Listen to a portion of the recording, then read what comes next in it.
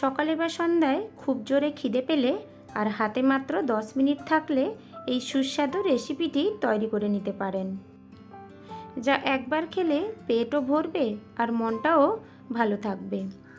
সকালে জলখাবারে বা বিকেলের নাস্তাতে মাত্র 10 মিনিটে তৈরি করে ফেলুন 1 কাপ মশলা ছাঁচ ও 1 কাপ সুজি দিয়ে একদম নতুন স্বাদের একটি রেসিপিটি যেমন সফট তেমনি হেলদিও, আর এত সুন্দর খেতে হয় একবার আপাতত বানিয়ে না খেলে বুঝতেই পারবেন না। আর এই রেসিপিটি একদম কম সময়ে তৈরি হয়ে যায়, তাহলে একবার বানিয়ে দেখুন না কেমন লাগে এই রেসিপিটি।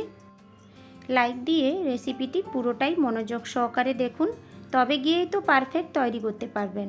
আর ভালো লাগলে সকলের সাথে শেয়ার করবেন। আর এই রকম দারুণ দারুণ রেসিপি পেতে হলে আমার চ্যানেলটিকে সাবস্ক্রাইব করে নোটিফিকেশানটা অন করতে ভুলবেন না।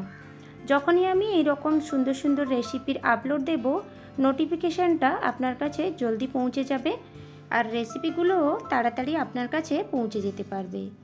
তবে চলুন রেসিপিটি আমি তৈরি করে নিই আর আপনারা সঙ্গে থেকে দেখতে থাকুন।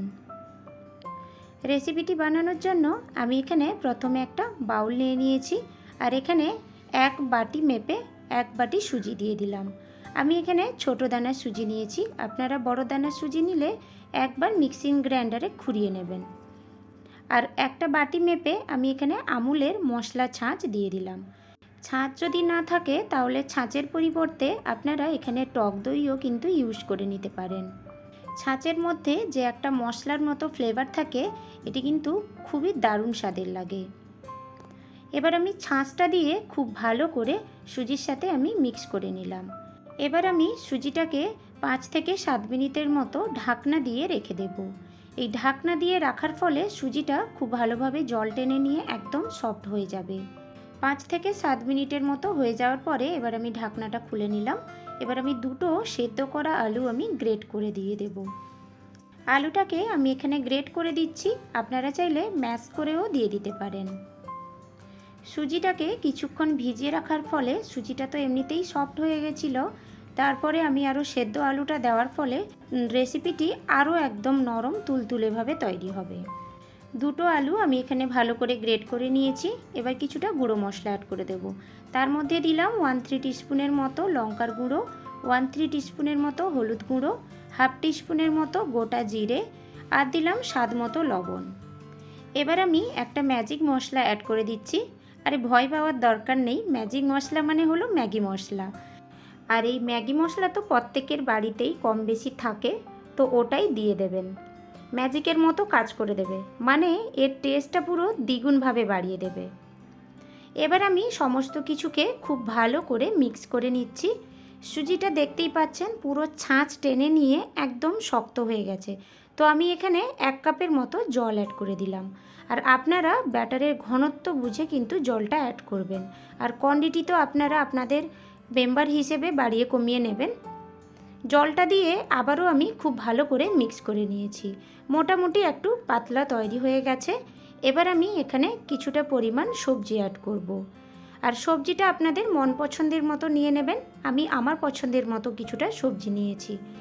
এবার দিয়ে দিলাম একটা মিডিয়াম সাইজের কুচনো টমেটো, আর দিয়ে দিচ্ছি একটা মিডিয়াম সাইজের কুচনো পেঁয়াজ, আর দেব কিছুটা পরিমাণ ধনেপাতা কুচি, আর দিয়ে দেব স্বাদ মতো কাঁচা লঙ্কা কুচি। কাঁচা লঙ্কা কুচিটা আপনারা আপনাদের স্বাদ অনুযায়ী নিয়ে নেবেন, কারণ আমি প্রথমেও সামান্য একটু গুঁড়ো লঙ্কা অ্যাড করেছিলাম, তো সেক্ষেত্রে আপনারা একটু বুঝে নেবেন। এবার ব্যাটারটা একটু শক্ত মতো ছিল, তো তার জন্য আমি আবারও 1/2 কাপের মতো জল অ্যাড করলাম। এবার খুব সাবধানে সব কিছুকে খুব ভালো করে আমি মিক্স করে নিচ্ছি। খুব সাবধানে এই জন্য বললাম, কারণ আমার বাউলটা একটু ছোট হয়ে গেছিলো আর কোয়ান্টিটিটা একটু বেশি হয়ে গেছিলো, তার জন্য উপচে আসছিল বাইরে, তো আমি সেই ক্ষেত্রে সাবধানে বললাম। এবার সমস্ত কিছুকে খুব ভালো করে আমি মিক্স করে নিয়েছি। এই রেসিপিটি এত সুন্দর টেস্টের হয় বন্ধুরা, আপনারা প্লিজ একবার হলেও বাড়িতে বানিয়ে দেখবেন। আশা করি আপনাদের খুব ভালো লাগবে। ব্যাটারটা একদম পারফেক্টভাবে তৈরি করে নিয়েছি। এবার চলে এলাম রান্নার পর্যায়ে। তার জন্য গ্যাসে একটা ফ্রাই প্যান বসিয়ে নিয়েছি। এবার গ্যাসের ফ্লেমটা অন করে ফ্রাই প্যানে আমি 1 টেবিল স্পুনের মতো দিয়ে দিলাম রিফাইন তেল। এবার হালকা হাতে প্যানটাকে একটু ঘুরিয়ে তেলটা চারিদিকে লাগিয়ে নিয়ে প্যানটা খুব ভালো করে গরম করে নিয়ে আমি ওই ব্যাটার থেকে 1 হাতা করে 2 হাতা ব্যাটার আমি ওই প্যানে দিয়ে দিলাম। এবার ওই হাতা দিয়ে হালকা একটু মিলিয়ে একটু রাউন্ড শেপের মতো করে নিলাম। এবার আমি গ্যাসের ফ্লেমটা স্লোতে রেখে ঢাকনা দিয়ে 2 মিনিটের মতো রেখে দেব। 2 মিনিট হয়ে গেছে। এবার ভালোভাবে রান্নাটা একদম তৈরি হয়ে গেছে।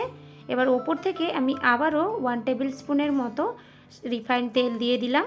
এবার স্প্যাচুলার দিয়ে হালকা একটু ওপরে ঘুরিয়ে নিয়ে ভালো করে এবার খুব সাবধানে আমি উল্টে নেব। এক সাইড খুব ভালো করে হয়ে গেছে, অপর সাইডও কিন্তু হয়ে গেছে, কিন্তু একটু নেড়েচেড়ে ভাজা করে নেব। ঢাকিয়ে রাখার ফলে দুদিকটা খুব ভালোভাবে হয়ে গেছে। এবার আমি গ্যাসের ফ্লেমটা একটু মিডিয়ামে করে উল্টে পাল্টে খুব সুন্দর করে একটু ভেজে নেব। দেখুন কত সহজেই রেসিপিটি তৈরি হয়ে গেল।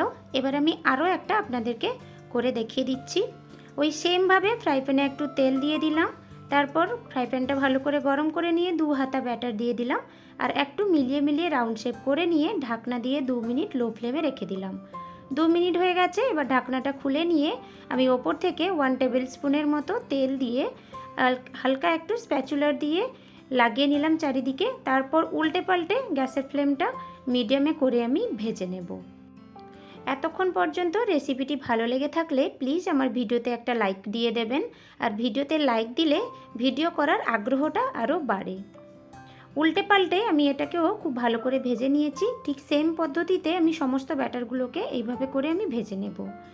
এবার এক এক করে আমি একটা প্লেটে আপনাদের সামনে সার্ভ করছি। দেখুন খালি দেখতে কতটা সুন্দর হয়েছে, খেতেও কিন্তু অসম্ভব স্বাদের হয়। আপনারা প্লিজ একবার হলেও বাড়িতে তৈরি করে দেখুন, আশা করি খুব ভালো লাগবে।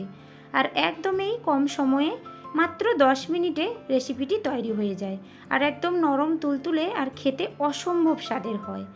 আমি এখানে টমেটো কেচাপের সাথে সার্ভ করেছি, আপনারা চাইলে আপনাদের পছন্দের সসেসের সাথে সার্ভ করে নেবেন।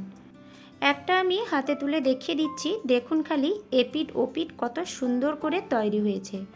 অসম্ভব স্বাদের হয় খেতে বন্ধুরা। প্লিজ আপনারা একবার হলেও রেসিপিটি ট্রাই করে দেখবেন। আর এই মশলা ছাঁচের যে ফ্লেভারটা অসম্ভব স্বাদের লাগে। তবে আজকের আমার রেসিপিটি কেমন লেগেছে আমাকে কমেন্ট করে অবশ্যই জানাবেন। আর ভালো লাগলে, চ্যানেলে নতুন বন্ধু হয়ে থাকলে আমার চ্যানেলটিকে প্লিজ সাবস্ক্রাইব করে নেবেন আর সকলের সাথে শেয়ার করবেন। তবে আজকের মতো বিদায় জানাচ্ছি।